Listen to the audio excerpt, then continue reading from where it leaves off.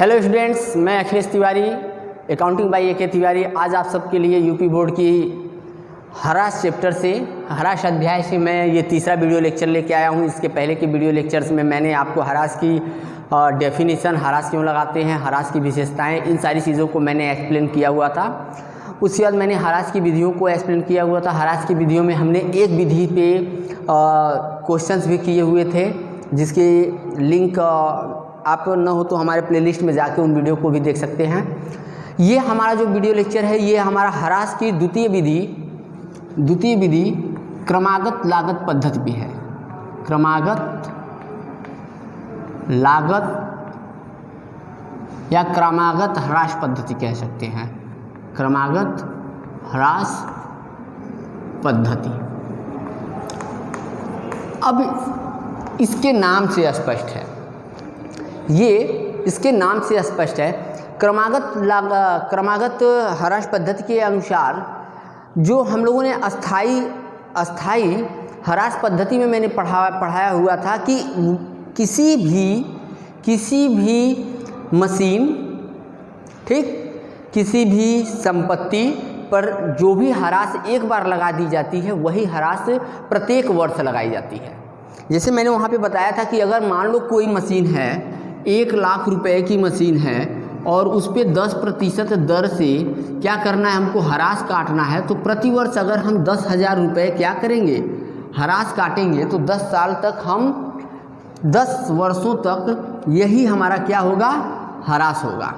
और हर साल हम क्या करेंगे, उस अकाउंट में यानी उस मशीन पे 10-10 हज़ार रुपये क्या करेंगे, ह्रास लगाते जाएंगे। 10वें साल जाके हमारे मशीन की वैल्यू क्या हो जाएगी, 0 हो जाएगी। ये तो था हमारा अस्थाई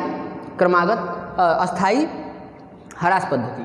लेकिन अब देखो, हम लोग पढ़ने जा रहे हैं डिमिनिशिंग मेथड, इसको बोलते हैं डिमिनिशिंग मेथड।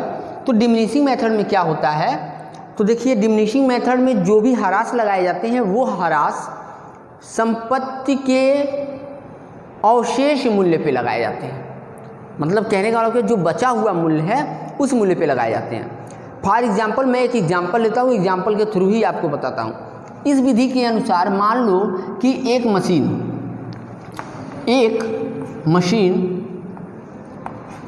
जिसकी मूल्य रुपये 5 लाख है, 5 लाख है, और इस मशीन पर 20% वार्षिक क्रमागत ह्रास पद्धति के अनुसार ह्रास लगाया जाएगा। यानी ह्रास की जो दर है वो कितना है, डेप्रिसिएशन, वो जो चार्ज होगा वो 20% की दर से चार्ज किया जाएगा। वो भी किस पद्धति के अनुसार, क्रमागत ह्रास पद्धति के अनुसार।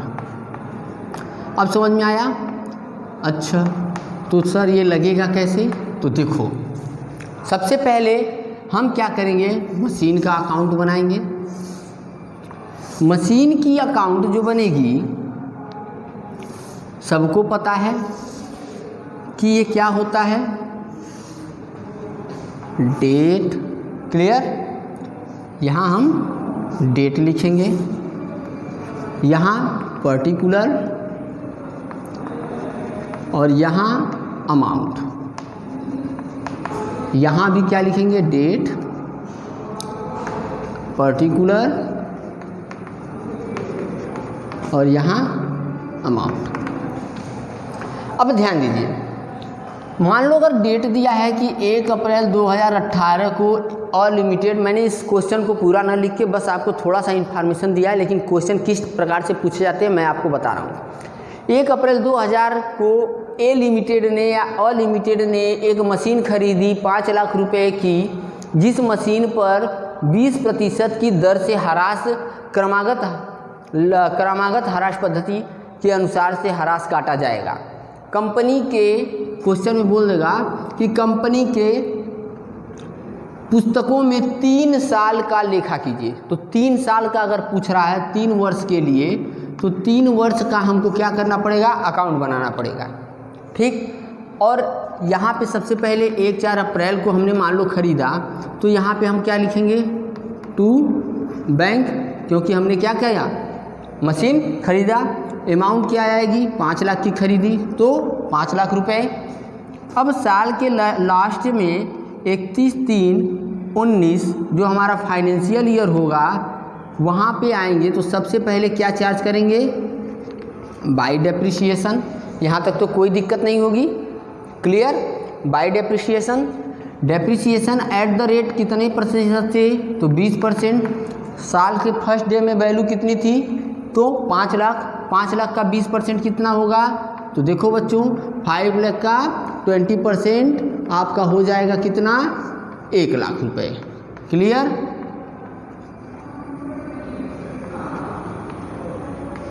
एक लाख, यानी प्रति ये 1 लाख रुपए पहले ईयर का डेप्रिसिएशन आया।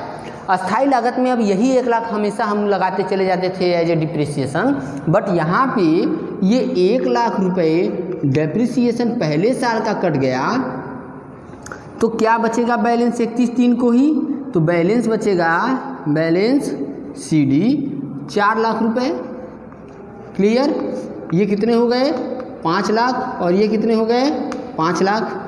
यहाँ भी हमारा बैलेंस बराबर कर लेंगे 5 लाख से, यहाँ तक कोई दिक्कत, ओके।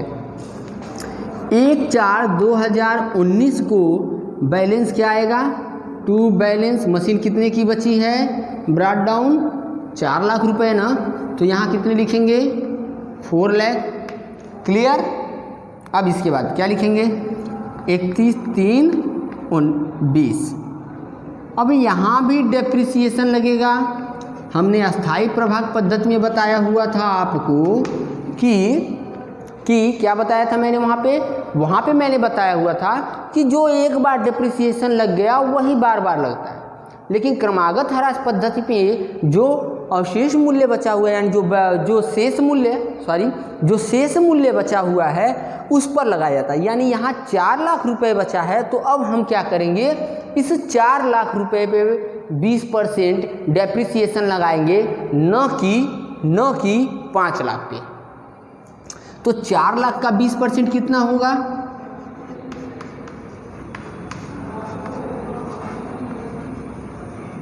80,000।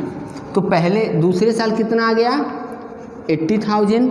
तो बैलेंस कितना आएगा, बाय बैलेंस CD 3,20,000, क्लियर हुआ। ये बैलेंस आ गया हमारा बराबर, और यहाँ भी बराबर, ठीक। 2 साल का मैंने अकाउंट बना लिया। थर्ड ईयर फिर आएंगे 1/4/2019 को 20 को, और यहाँ पे बैलेंस कितना है मशीन का, तो टू बैलेंस BD, और अमाउंट क्या जाएगा, तो भाई 3,20,000 रुपये का ही न बचा है, तो 3,20,000 ही न लिखेंगे, क्लियर। अब यहाँ पे 31/3/21 को मान लो मैं कितना लगा दूंगा डेप्रिसिएशन, बाई डेप्रिसिएशन, और आई थिंक अब आपको भी पता हो गया होगा कि किस वैल्यू पे क्रमागत कहा हुआ है, क्रमागत ह्रास पद्धति कहा हुआ है। तो हमको क्या करना पड़ेगा, we have to calculate depreciation किस पे, इस वैल्यू पे, जो कि साल के पहले दिन मशीन की जो वैल्यू है उस वैल्यू पे। तो यहाँ 3,20,000 का 20%। तो अब बताओ बच्चों कितना, 1 2 32 दूनी 64, 64,000। तो तीसरे साल का डेप्रिसिएशन कितना आया, 64,000। यहाँ क्या आ जाएगा, बाई बैलेंस CD, और ये कितना आएगा, 64 और 6 70, और 70, और ये 2,56,000। देखो 56 और 4 60 60 20 3 20 आ गया ना। तो देखो यही क्रमागत ह्रास पद्धति मेथड है। तो इसी के अनुसार हमने 3 साल का लगाया, और ये जो बैलेंस आएगा हम इसको लिख लेंगे यहाँ, to balance BD। Next year फिर इस 2,56,000 की जो वैल्यू आ रही है इस वैल्यू पे हम क्या करेंगे, डेप्रिसिएशन लगाएंगे। ये 3 साल का हमको कहा था, हमने 3 साल का डेप्रिसिएशन लगाया। अब देखो कभी कभी क्या होता है, कभी कभी कुछ मशीनें साल के बीच में खरीदी जाती हैं और पुराने मशीनरी को क्या किया जाता है, सेल आउट किया जाता है। तो अब ऐसे सिचुएशन में क्या करेंगे, तो ऐसे सिचुएशन के लिए मान लो इसी में लिख देते हैं कि ये 2016 को 1 अप्रैल 2016 को एक मशीनरी 4 लाख रुपए की खरीदी गई, जिस पे डेप्रिसिएशन 10% के दर से लगाना था। Clear clear. वर्ष 1 अप्रैल 2018 को एक नई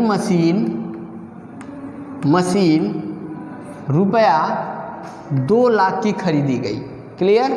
अब देखना आप, मैं इस क्वेश्चन को थोड़ा सा बढ़ा के बताता हूँ।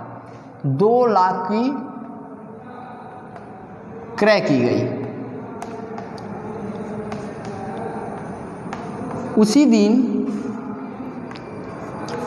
उसी दिन पहली मशीन को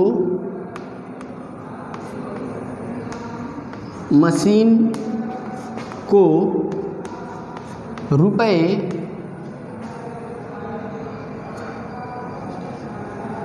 3,10,000 में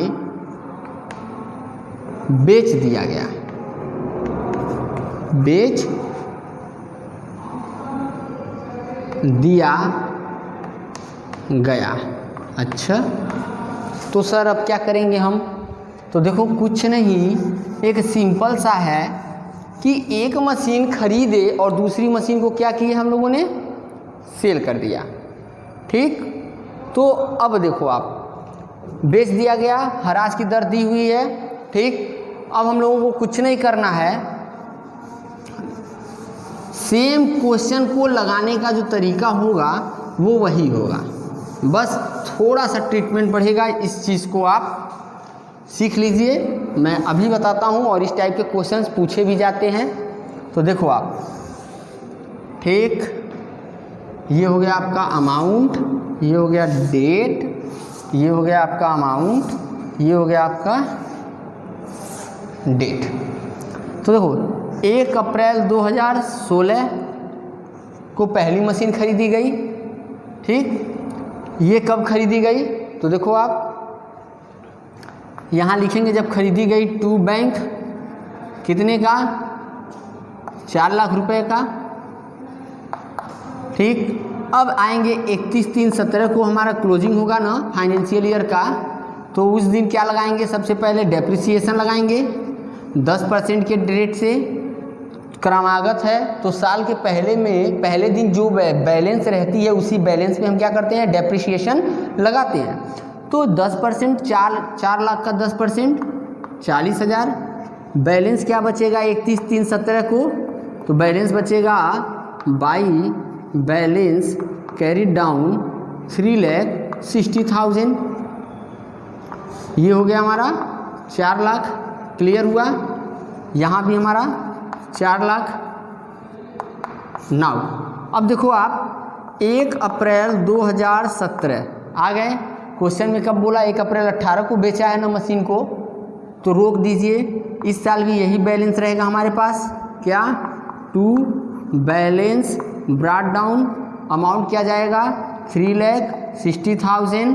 क्लियर। यहाँ 31/3/18 को साल के लास्ट दिन में बाय डेप्रिसिएशन क्या लिखेंगे, तो देखो क्रमागत है तो इसका मतलब जो साल के पहले दिन जो बैलेंस रहता है उसी पे डेप्रिसिएशन लगाते हैं। तो इसका 10%, तो 10% एट द रेट ऑफ 10%, 3,60,000 का 10% कितना हो जाएगा, 36,000। ठीक, 36,000 अगर डेप्रिसिएशन लग गया तो 36 और 4 40 और 20 60, तो यहाँ 3,24,000। अच्छा सर, ये तो हो गया, यहाँ पे तो कोई दिक्कत नहीं है। अच्छा, अब यहीं पे टेक्निक था इस क्वेश्चन में। 1/4/2018 को पहली वाली मशीन क्या करनी है हमको, एक मशीन खरीद रहे हैं 2 लाख की और उसी दिन एक पहली वाली मशीन को बेच रहे हैं 3,10,000 में। तो सबसे पहले तो ये मशीन बिक रही है तो उसको छोड़ो, अभी ये जो खरीद रहे हैं उसको पहले उसकी एंट्री करो। बैंक अकाउंट कितने की खरीद रहे हैं? 2 लाख रुपए की। अच्छा, और उसी दिन हम 1/4 को ही क्या कर रहे हैं? बेच रहे हैं। 1/4/18 को बेच रहे हैं तो क्या बाय बैंक हमारे पास पैसा आएगा। कितना आएगा? देखो 3,10,000। और मशीन की वैल्यू कितने की है?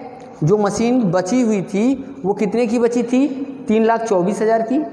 3,24,000 की, और बेच रहे हैं 3,10,000 में, यानी 14,000 रुपये का क्या हो रहा है? लॉस हो रहा है। तो यहाँ लिखेंगे 3,10,000 and by loss on sale. कितने से? यहीं लिख देते हैं हम 3,10,000 और यहाँ 14,000 का लॉस। क्लियर हुआ? यहाँ पे बैलेंस इसका, सॉरी ये मैं लिखा नहीं, टू बैलेंस BD यहाँ पे आया था कितने का? इसको चलो मैं सही कर देता हूँ। इसको 2 लाख वाले को अभी न लिख के पहले बैलेंस वाला उतार लेते हैं। टू बैलेंस ब्रॉट डाउन, और ये अमाउंट कितना जाएगा? 3,24,000 का ये बैलेंस है मशीन का। और देखो तो 3,10,000 बेचने से आ गया, और 4,000 रुपये क्या हुआ? 14,000 रुपये हमको लॉस ऑन सेल हो गया। It's clear now. अब ध्यान देना आप। अब ध्यान क्या देना है आपको कि इसी दिन हमने ख़रीदा है तो टू बैंक की भी जनरल एंट्री होगी। कितने की? 2 लाख की ख़रीदा है तो वो 2 लाख का यहाँ शो करेंगे। और ये मशीन हमारे पास कब आ रही है? 1/4/18 को ही। तो ऐसा है, इस पे डेप्रिसिएशन पूरे साल का लगेगा। लगेगा कि नहीं लगेगा? लगेगा। मैंने बताया क्रमागत है तो साल के पहले दिन जो बैलेंस है उसी बैलेंस पे लगेगा, उसी बैलेंस पे लगेगा। इसका मतलब क्या कि यहाँ 31/3/19 को जो डेप्रिसिएशन लगेगा बाई डेप्रिसिएशन पहली मशीन तो साल के पहले डेट पे ही बिक गई थी। ये 3,24,000 वाली मशीन बेच दिए थे 1 अप्रैल को ही, 1 अप्रैल 2018 को। तो टू बैंक लिख दिए और उसका लॉस ऑन सेल भी 14,000 हमने लिख दिया। क्लियर? अभी यहाँ पे डेप्रिसिएशन तो बस इसी मशीन पे लगेगी जो खरीद के लाए थे साल के पहले डेट में 2 लाख की। और इस पर किस रेट से लगेगा? तो जस्ट 10% है तो एट द रेट ऑफ 10%। यहाँ लिख देंगे कितना? 20,000। और मशीन की बैलेंस जो बच जाएगी क्या लिखेंगे? By balance CD। कितना? तो देखो 2 लाख की मशीन थी, 20,000 रुपये का क्या लगा दिए? डेप्रिसिएशन लगा दिए। तो बैलेंस कितना बचेगा? 1,80,000। क्लियर? अब इसको जोड़ोगे तो 2 लाख और 3 24 कितना हो जाएगा? 3 2 5 5,24,000। 5,24,000 और यहाँ भी देखोगे तो कितना आएगा? 5,24,000। ठीक, तो ये हमारा क्वेश्चन था क्रमागत ह्रास पद्धति मेथड पे। आई होप आपको चीज़ें समझ में आई होंगी। आप इस टाइप के क्वेश्चंस खुद ही कर सकते हैं और काफ़ी अच्छे क्वेश्चंस आते हैं। ठीक, आपको कॉन्सेप्ट याद रखना है। जो मशीन साल के पहले मशीन की जो वैल्यू बची रहेगी, मान लो अगर यही मशीन साल के 20 में बेच रहे हैं तो जितने महीने के लिए रहेगी, मान लो पूरे साल नहीं रह के 7 महीने या 6 महीने ही रहा है तो 6/12 कर लेंगे। ठीक, अगर 9 महीने रह रहा है तो 9/12 कर लेंगे। उतने ही महीने का यहाँ डेप्रिसिएशन क्या करेंगे? लगाएंगे।